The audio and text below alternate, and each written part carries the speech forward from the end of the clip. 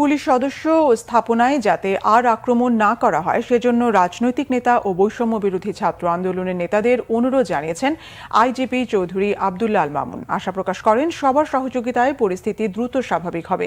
Police সদস্যদের ও স্থাপনার নিরাপত্তা নিশ্চিতে সেনাবাহিনী সহযোগিতা করছে বলেও জানান তিনি।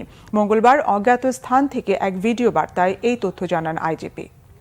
বাংলাদেশ পুলিশের যে সকল সদস্য জনগণের জীবন ও সম্পদ রক্ষায় পেশাদারিত্বের সাথে দায়িত্ব পালন করতে গিয়ে জীবন দিয়েছেন, নিহত হয়েছেন, তাদের আত্মার মাগফিরাত কামনা করছি।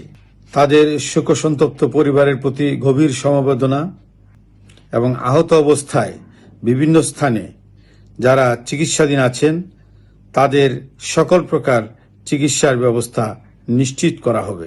রাজনৈতিক নেতৃবৃন্দ ও বৈষম্য বিরোধী ছাত্র সংগঠনের সম্মানিত নেতৃবৃন্দকে পুলিশের সদস্য ও পুলিশের স্থাপনাসমূহে যাতে আক্রমণের ঘটনা সংঘটিত না হয় সেজন্য সকলকে আহ্বান জানানোর জন্য বিনীত অনুরোধ করছি।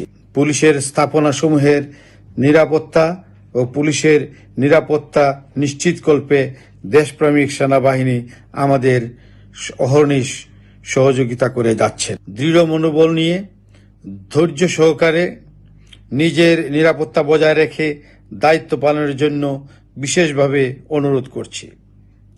আশা করছি সকলের সহযোগিতায় দ্রুতই পরিস্থিতি স্বাভাবিক হয়ে উঠবে।